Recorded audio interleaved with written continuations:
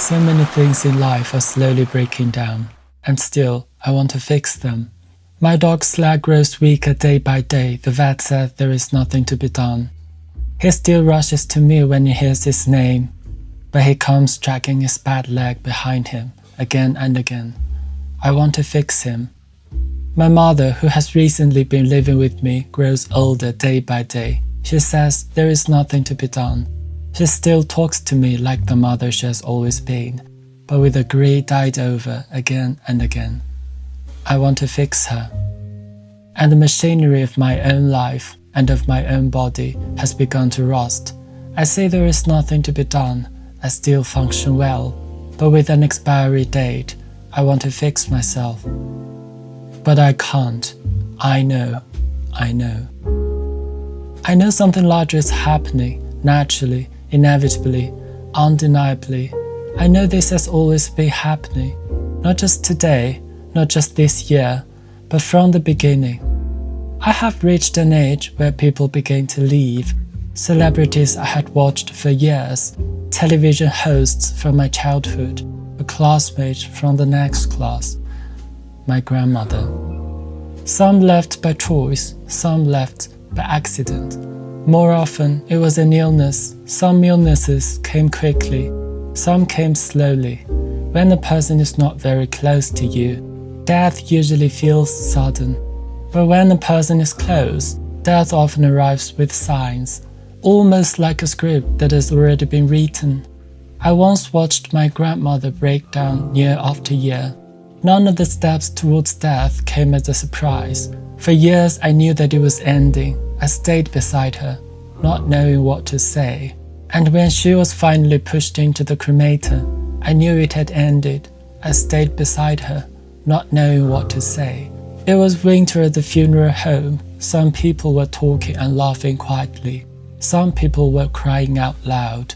But most people stood there, expressionless, not knowing what to say.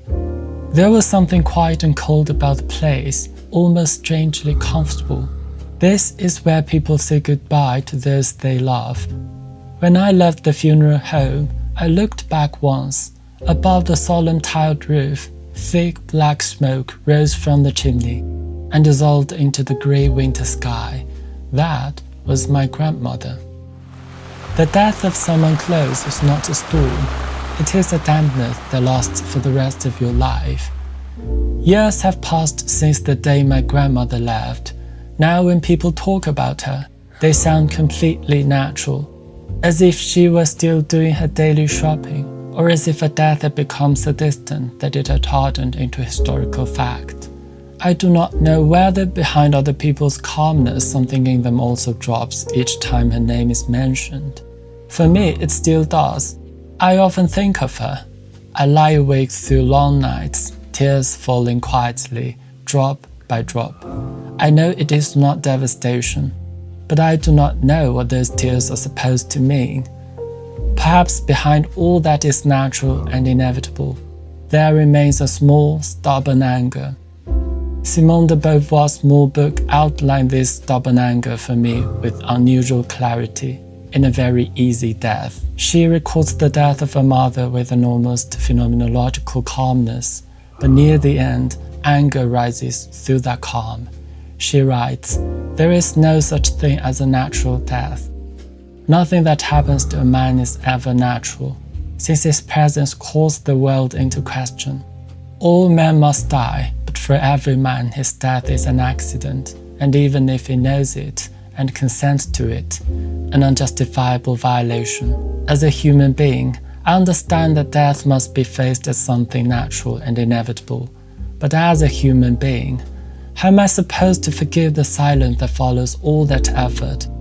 How am I supposed to accept that someone struggled so hard, only to disappear without an answer?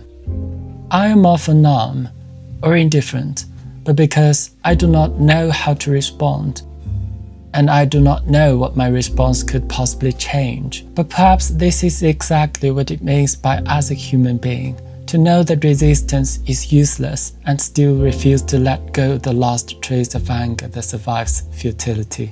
Even though I too will vanish one day and my anger with me, For as long as that anger remains, my grandmother's presence remains with it.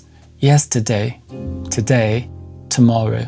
Many people know Dylan Thomas's line, "Do not go gentle into that good night."